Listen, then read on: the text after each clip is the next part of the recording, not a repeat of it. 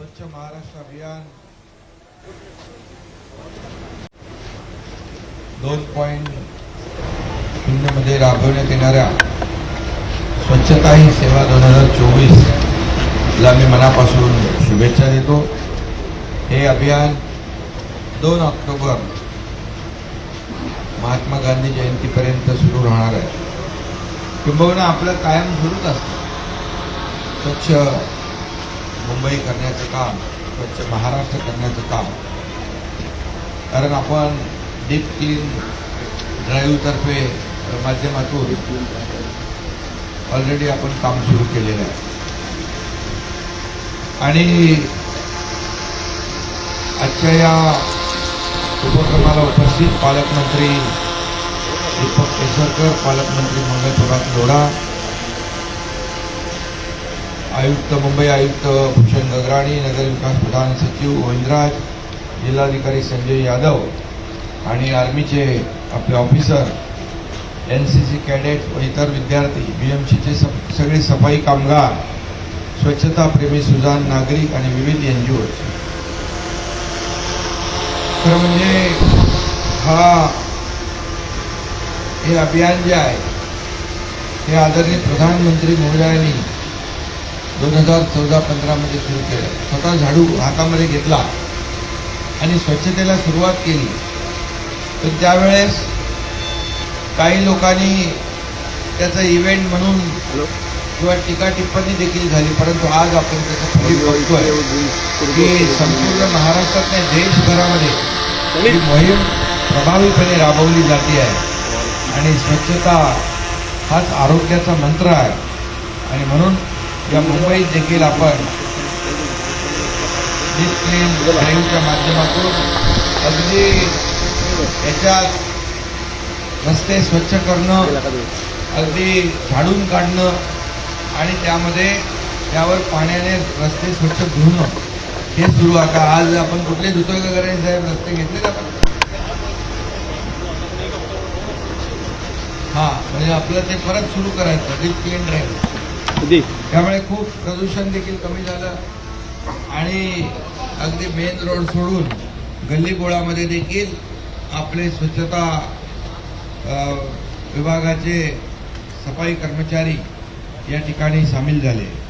आणि म्हणून आदरणीय प्रधानमंत्री मोदीजींनी स्वच्छता अभियानाला खूप महत्त्व दिलेलं आहे आणि म्हणूनच त्यांच्या पुढाकारातून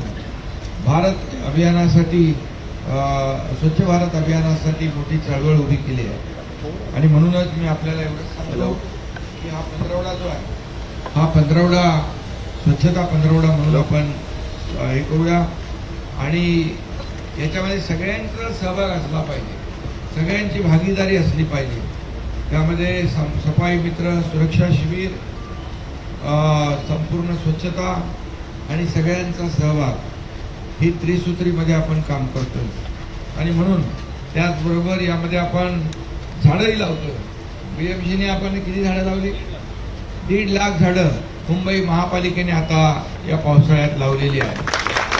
त्याचबरोबर आपण सगळ्याच शहरांमध्ये 1 लाख 1.5 लाख अशी झाडं संपूर्ण महाराष्ट्रामध्ये लावलेली आहेत। त्याचा उपक्रम सुरू आहे आणि म्हणून शेवटी एक पेड़ माँ के नाम उपक्रम जो आदरणीय प्रधानमंत्री महोदयांनी दिला आहे त्यात देखील मोठ्या प्रमाणावर वृक्षारोपण होतंय, झालंय आणि सौंदर्यीकरणाचं काम त्यामध्ये आपण करतोय।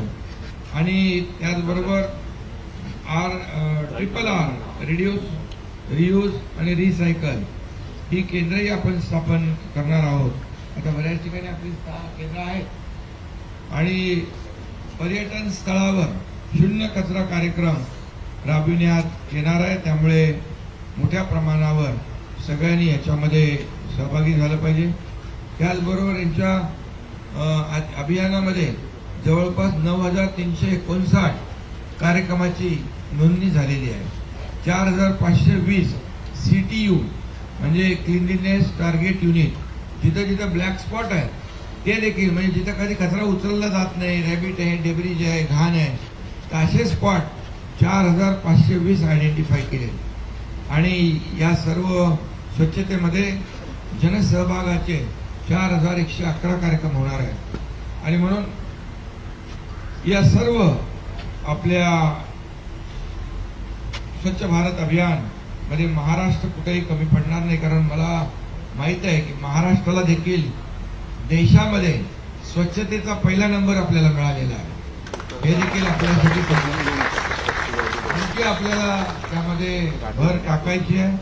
आणि सफाई मी नेहमी म्हणतो, मुंबईचा खरा हिरो कोण आहे? सफाई कर्मचारी हा मुंबईचा खरा हिरो आहे. आणि म्हणून त्याच्या हातामध्ये मला आठवत आहे, जेव्हा डीप क्लीन ड्राईव्ह आम्ही सुरू केला त्यावेळेस सकाळी मी विचारलं, मॉर्निंग वॉकला लोक येतात, तर हे सफाई कर्मचारी आपले 7 वाजता यायचे, बरोबर ना? तर ज्या ट्रॅकवर, ज्या रोडवर मॉर्निंग वॉकला लोक येतात तिथे सकाळी कचरा पडलेला असतो. तर मी कर्मचाऱ्यांना विचारल्यानंतर ते म्हणाले, आम्ही 1 तास अगोदर येऊ शकतो आणि ही मुंबई जिथे मॉर्निंग वॉक करतात त्यांना कुठलाही त्रास होणार नाही याची काळजी घेणार आहोत. अशा प्रकारचं आपलं योगदान जे आहे ते महत्त्वाचं आहे. त्याचबरोबर सफाई कर्मचाऱ्यांच्या कॉलनीज आहेत त्या देखील त्याची डागडुजी, स्वच्छता या सगळ्याकडेच आपण लक्ष देतो आणि एक टीम बनवून आपण काम करतो. मुंबई महापालिकेचे आयुक्त स्वतः यामध्ये सहभागी होतात आणि ते पण लवकर उठतात सकाळी. त्यामुळे सकाळी उठतात लवकर. आणि हा खरं म्हणजे सकाळचाच विशेष भाग आहे स्वच्छतेचा. आणि मी आपल्याला सगळ्यांना मनापासून या ठिकाणी शुभेच्छा देऊया आणि शुभेच्छा देतो आणि एवढंच सांगतो, करूया वाईट विचार नष्ट, स्वच्छ करूया आपला महाराष्ट्र, अशा प्रकारचं स्लोगन आपण यावर्षी हे करूया. आणि यामध्ये विषयामध्ये स्वच्छतेबरोबर स्वभाव स्वच्छता आणि संस्कार स्वच्छता पण आहे. त्यामुळे आता त्याची आवश्यकता आहे. स्वभाव आणि संस्कार जे काय रोज आपण पाहतो ना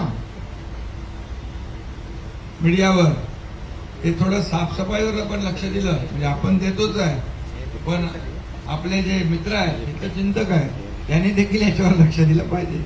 आणि स्वभाव आणि संस्कार हे स्वच्छ झाले तर संपूर्ण देश अतिशय वेगाने विकसित होईल, पुढे जाईल.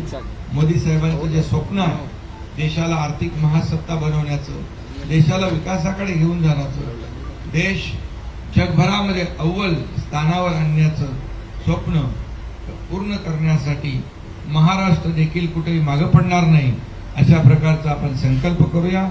पुन्हा एकदा मी सगळ्यांना शुभेच्छा देतो आणि आता स्वच्छतेची आपण शपथ घेऊया.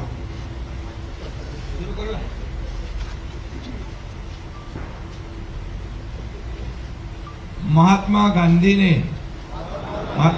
जी ने जिस भारत का सपना देखा था उसमें सिर्फ राजनीतिक आजादी नहीं थी, बल्कि एक स्वच्छ एवं विकसित देश की कल्पना भी थी.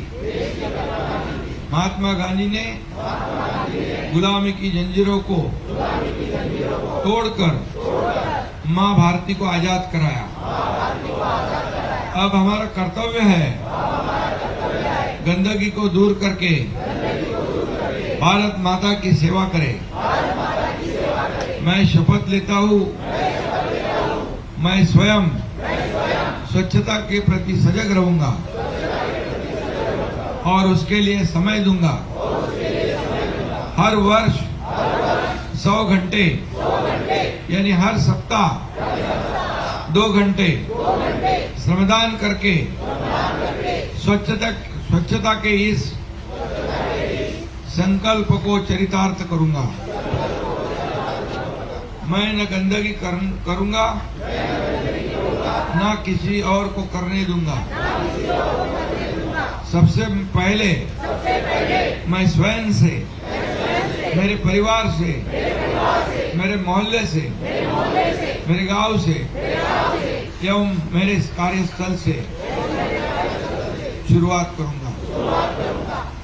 मैं ये मानता हूं कि दुनिया के जो भी देश स्वच्छ दिखते हैं उसका कारण यह है वहाँ के नागरिक गंदगी नहीं करते और नहीं होने देते। इस विचार के साथ मैं गांव-गांव और गली-गली स्वच्छ भारत मिशन का प्रचार करूंगा। मैं आज जो शपथ ले रहा हूँ वह अन्य 100 व्यक्तियों से भी कराऊंगा। वे भी मेरी तरह स्वच्छता के लिए 100 घंटे दे, इसके लिए मैं प्रयास करूंगा। मुझे मालूम है कि स्वच्छता की तरफ बढ़ाया गया मेरा एक कदम पूरे भारत देश को स्वच्छ बनाने में मदत करेगा। धन्यवाद। आता शपथ घेतल्याप्रमाणे आपण काम केलं तर खरोखर एकदम रिझल्ट चांगले भेटतील। धन्यवाद। जय हिंद, जय महाराष्ट्र।